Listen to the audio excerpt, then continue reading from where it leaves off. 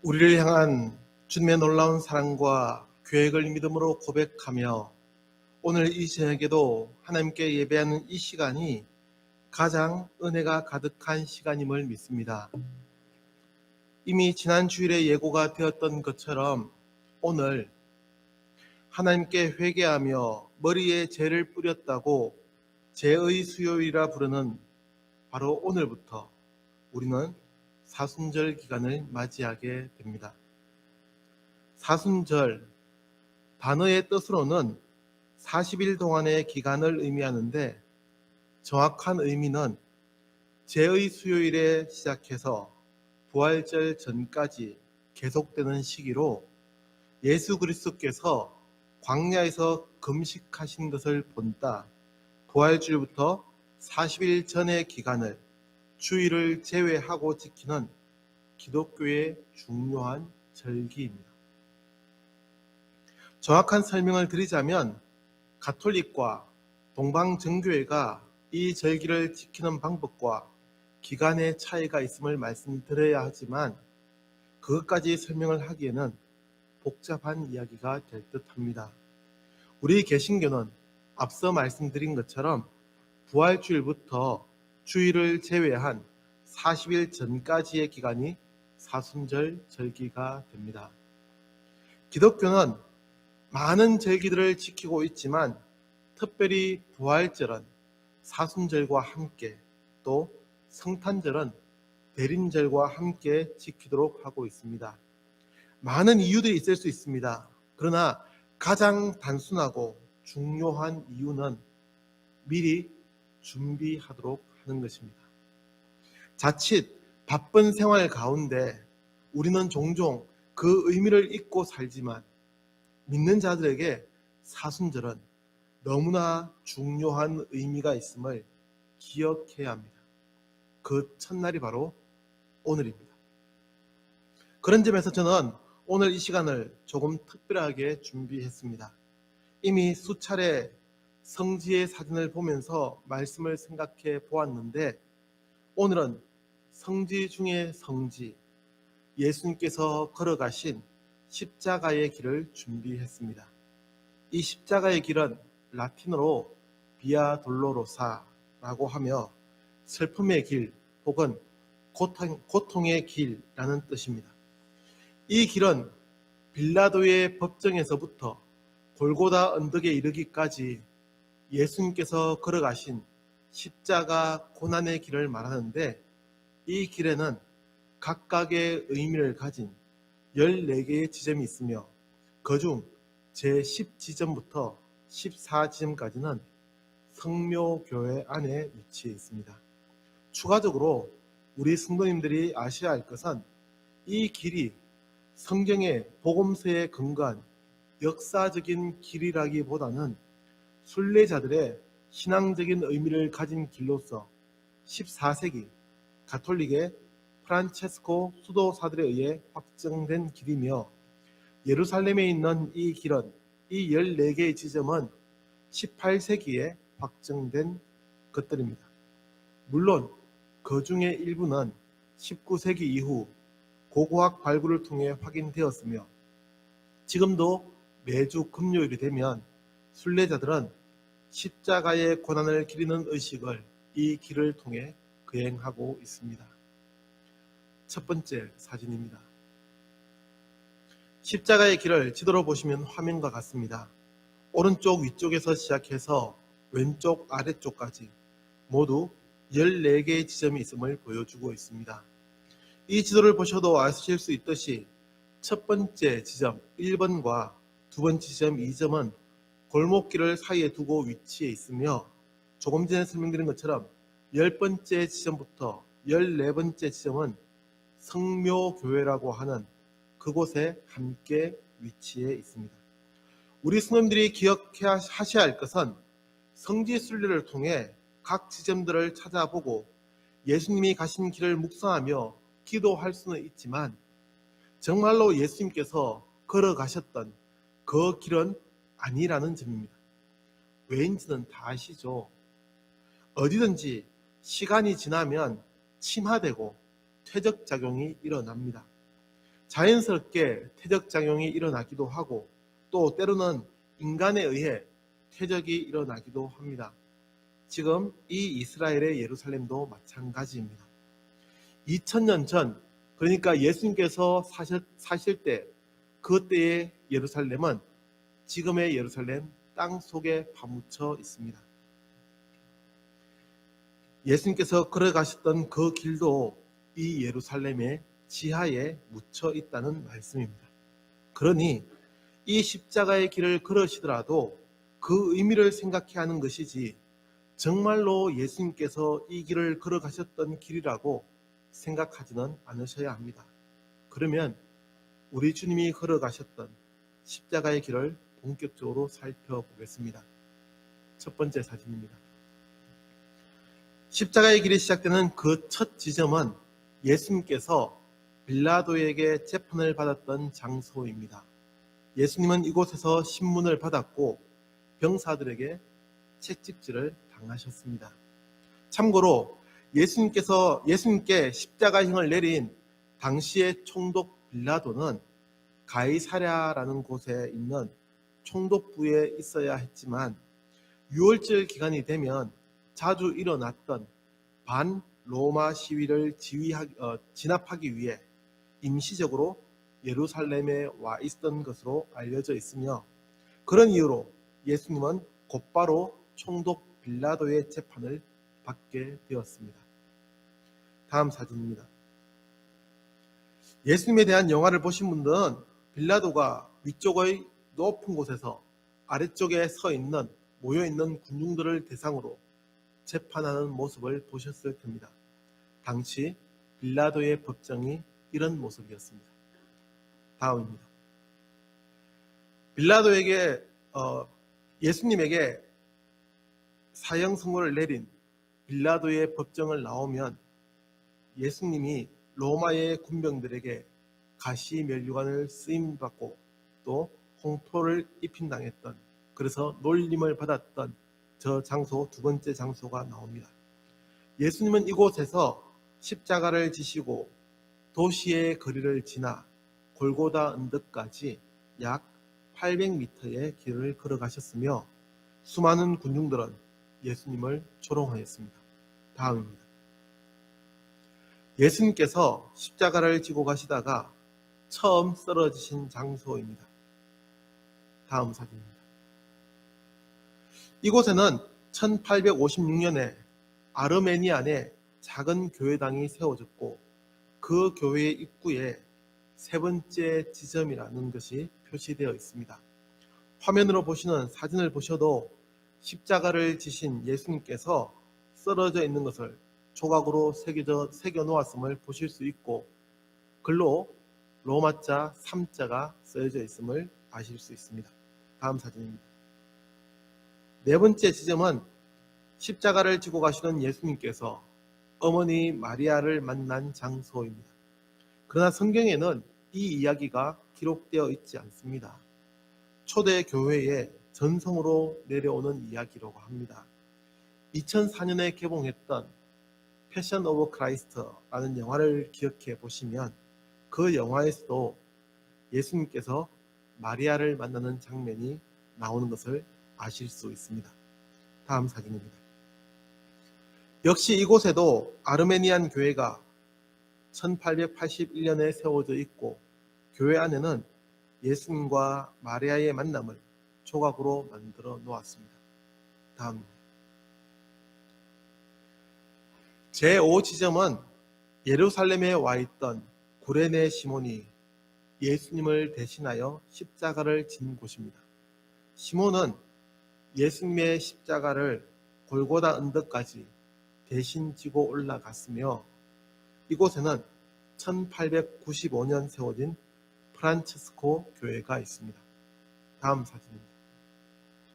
이 교회 입구의 오른쪽에는 이렇게 움푹 패여 있는 곳이 있는데 전해오는 말에 의하면 이것이 예수님께서 힘들어 쓰러지면서 손을 짚은 곳이라고 합니다. 그 후 교회가 건립되면서 손 짚은 곳으로 알려진 그 돌을 벽에다가 붙여 놓은 것으로 알려져 있습니다. 그리고 순례자들은 손바닥 모양의 돌을 아픈 마음으로 어루만지고 지나갑니다. 그러다 보니 돌이 변색되고 반질반질해졌습니다. 다음 사진입니다. 이곳은 베로니카 여인이 물수건으로 예수님의 얼굴을 닦아 주었다고 전해지는 장소입니다. 예수님의 얼굴을 닦았던 그 수건을 돌려받았는데 그 수건에는 예수님의 얼굴이 새겨져 있었다고 합니다. 다음 사진입니다. 이 장소에도 교회가 세워졌는데 그리스 정교회가 1882년에 기념교를 세웠습니다. 참고로 이 베로니카 여인에 대해서도 성경에 기록되어 있지는 않습니다. 외경에 등장할 뿐이고 어떤 이들은 12해 동안 혈루증을 앓다가 예수님의 옷자락을 만지는 순간 병이 치료되었다는 그 여인이라고 추정합니다. 다음입니다. 예수님께서 두 번째로 쓰러진 곳입니다. 당시에는 성 밖으로 이어지는 문이 있었다고 하는데 지금은 1875년에 세워진 프란체스코 교회가 있습니다. 다음입니다. 교회의 내부 모습입니다. 다음입니다. 여덟 번째 장소는 예수님께서 예루살렘의 딸들아 나를 위하여 울지 말고 너희와 너희 자녀를 위하여 울라라는 누가복음 23장 28절 말씀, 그 말씀을 하신 곳이며 그리스 정교회가 세워져 있습니다. 다음입니다. 사진으로는 정확한 내용을 알 수 없는데 지금 저분이 손에 있는 저곳이 십자가 모양이 있는 장소입니다. 이 십자가에는 위쪽과 아래쪽에 글자가 새겨져 있습니다. 위쪽에는 그리스어로 IC, XC가 있고 아래쪽에는 NI와 KA가 새겨져 있습니다. 그 뜻은 위쪽이 예수 그리스도라는 단어의 처음과 마지막 글자이고 아래쪽은 승리하다라는 단어입니다. 전체의 뜻은 예수 그리스도께서 승리하셨다라는 의미가 됩니다. 다음입니다. 다시 예수님께서 쓰러지신 장소, 세 번째로 쓰러진 곳입니다. 이곳에는 콥트 교회가 세워져 있는데 우리 성도님께는 생소한 교회죠. 이 콥트 교회는 이집트와 아프리카 북동부에 기반을 둔 정교회라고 이해하시면 됩니다. 다음 사진입니다. 이 교회 입구에 서면 저 멀리 청색 지붕의 십자가 건물이 보이는데 사진의 위쪽에 있습니다. 찾으셨습니까? 저곳이 바로 성묘교회, 즉 예수님께서 십자가 처형을 당한 장소가 됩니다. 이 아홉 번째 장소를 지나면 곧바로 성묘교회로 이어집니다. 다음입니다. 여기서부터는 서두에 말씀드린 것처럼 모두 성묘교회 안에 각 지점이 있습니다. 하나의 교회 안에 지점들이 있다 보니 각 장소를 찾기가 쉽지가 않고 또 각 교파들로 구역을 나누어서 관리하고 있습니다.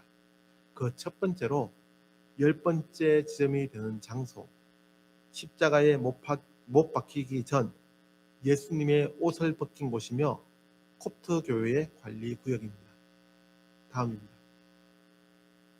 이어서 11번째 지점은 예수님께서 십자가에 못 박힌 곳이며 이 장소는 로마 가톨릭에서 관리합니다. 다음 사진입니다. 예수님을 십자가형에 처하기 위해 로마의 군인이 못을 박는 모습을 그린 벽화가 전면에 있습니다.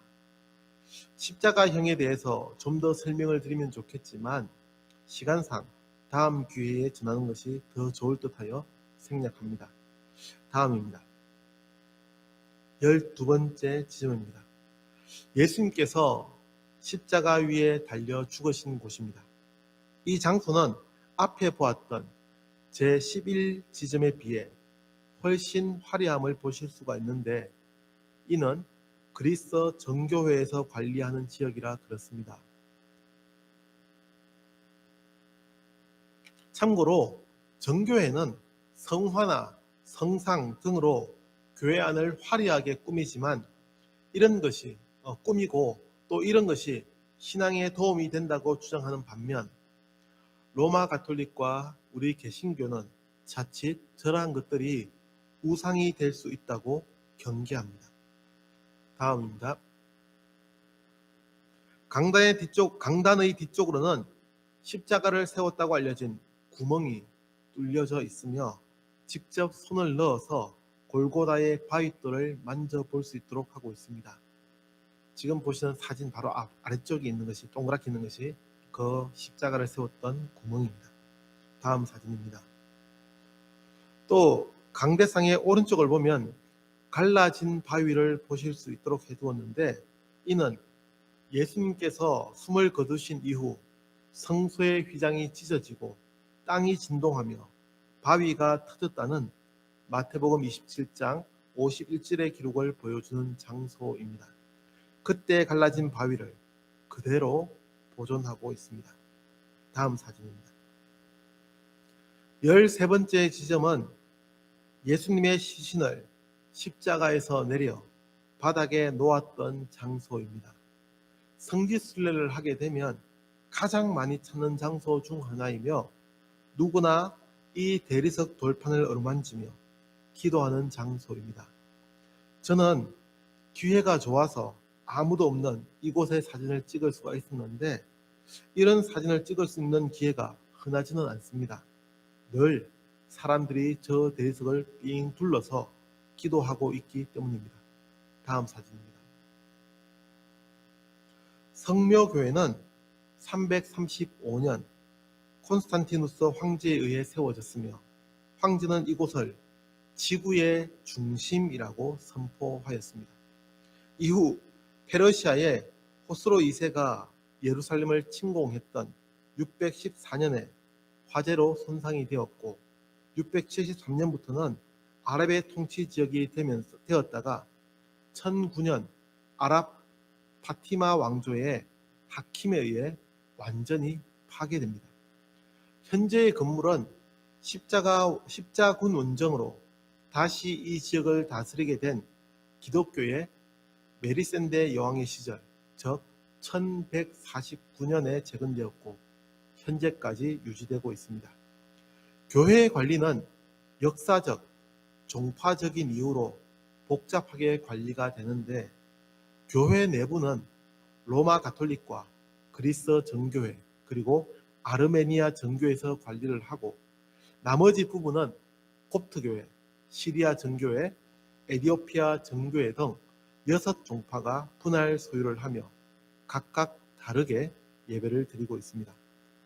이 장소는 밖에서 보았을 때 있었던 청색의 둥근 지붕 바로 아래에 위치해 있으며 또 그 안에 다시 건물을 지어서 무덤교회로 구분하고 있습니다. 다음 사진입니다. 그 안으로 들어가면 볼 수 있는 모습이며 더 안으로 들어가면 예수님을 안장했던 장소까지 보실 수 있습니다. 그러나 우리나라에서 진행하는 성지순례는 거의 대부분이 시간에 쫓기다 보니 그 안까지는 보지 못합니다. 이 무덤교회를 들어가기 위해 기다리는 사람이 수백 명이기 때문에 몇 시간을 기다려야 겨우 들어갈 수 있는 장소입니다. 십자가의 길에 대한 사진은 여기까지입니다. 어떠셨습니까? 주님이 걸어가신 길이 우리의 신앙을 새롭게 하기에 충분했습니까? 아니면 직접 보는 것이 아니라서 아쉬움이 있었습니까?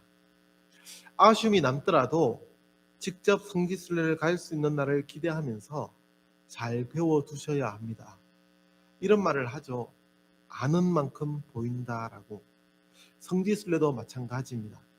사진으로 구분해서 보니까 각 지점이 구분되지 실제로 가시면 정신없이 가이드를 따라다니다가 끝나는 곳이 바로 이 십자가의 길입니다.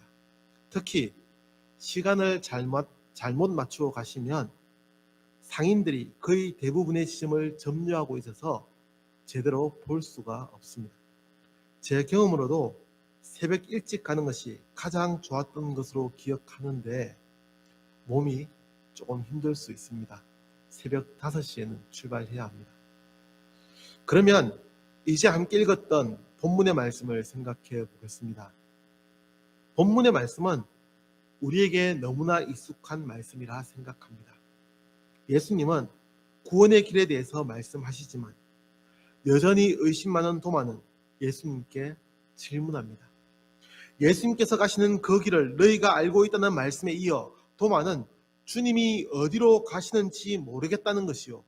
그것도 모르는데 그 길을 어떻게 알겠냐는 질문이었습니다. 그때 하신 주님의 말씀이 6절의 말씀입니다. 예수님이 바로 길이요, 진리요, 생명이라는 말씀입니다. 사랑하는 성도 여러분, 사순절 절기가 시작되는 이 시점에 우리는 주님이 걸어가신 이 세상에 오셔서 우리를 위해 걸어가신 그 길을 살펴보았습니다. 그러나 정작 우리가 기억하고 보아야 할 것은 눈에 보이는 이 길이 아니라 주님이 이루시려 했던 구원의 길입니다. 그래서 예수님은 내가 곧 길이요 진리요 생명이니 라고 말씀하셨습니다. 우리가 가진 개역 개정 성경은 길이요 진리요 생명이니 라고 단순히 번역하지만 원어 헬라어 성경이나 영어 NIV 성경을 보시면 그 길이요 그 진리요 그 생명이니 라고 말씀합니다. 해 호도스, 해 알레데이아, 해 조에입니다. 그래서 오늘의 제목도 그 길이라고 정하게 되었습니다.